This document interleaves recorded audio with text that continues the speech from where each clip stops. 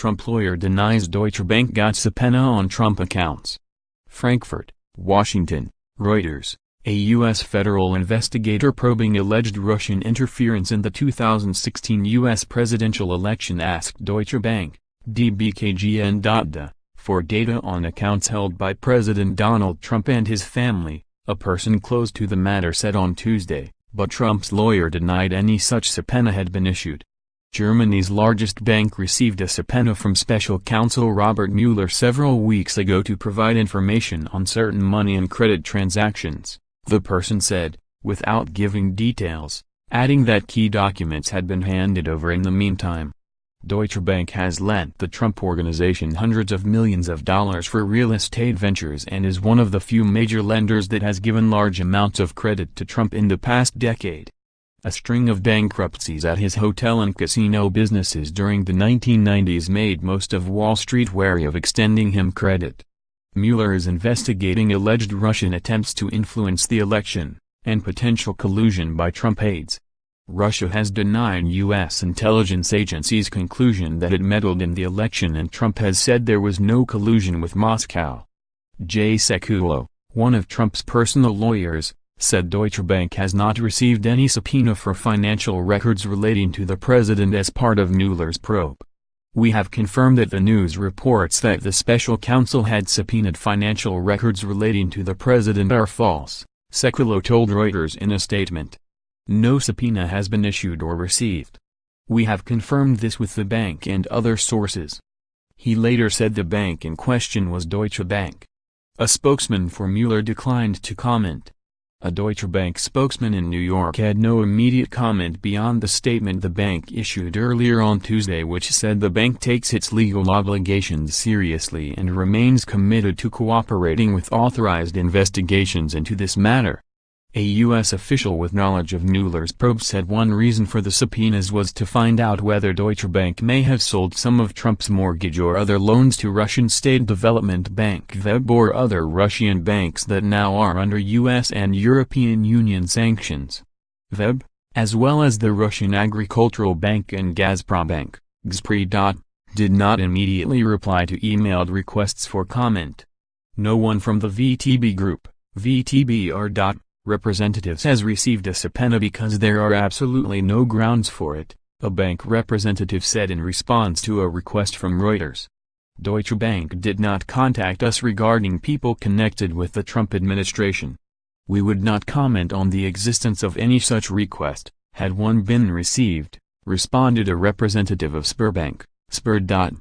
Holding Trump debt, particularly if some of it was or is coming due, could potentially give Russian banks some leverage over Trump, especially if they are state-owned, said a second U.S. official familiar with Russian intelligence methods. One obvious question is why Trump and those around him expressed interest in improving relations with Russia as a top foreign policy priority, and whether or not any personal considerations played any part in that, the second official said, speaking on the condition of anonymity. A source close to Deutsche Bank said the bank had run checks on Trump's financial dealings with Russia. During his election campaign, Trump said he would seek to improve ties with Russian President Vladimir Putin, which were strained during President Barack Obama's administration. The subpoena was earlier reported by German daily Handelsblatt.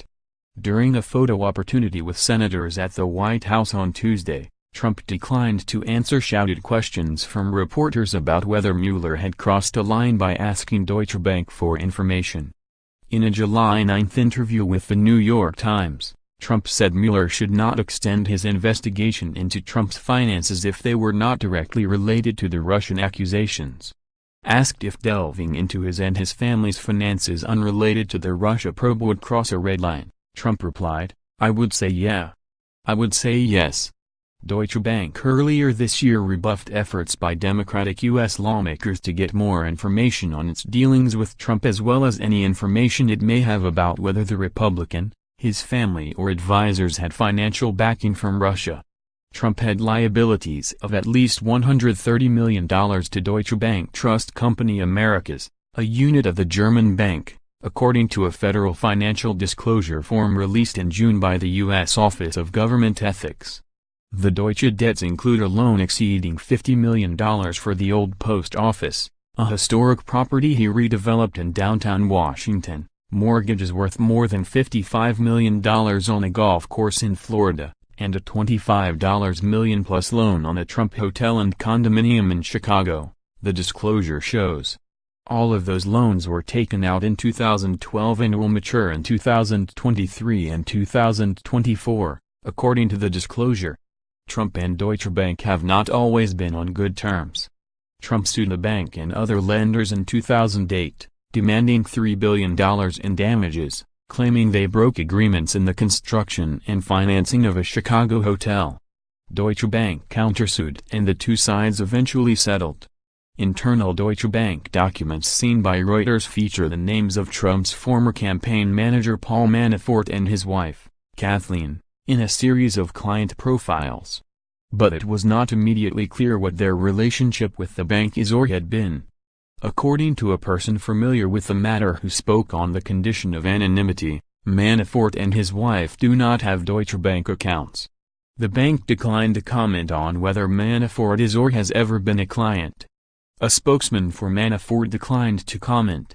In October, Manafort pleaded not guilty to charges including conspiracy to launder money and conspiracy against the United States.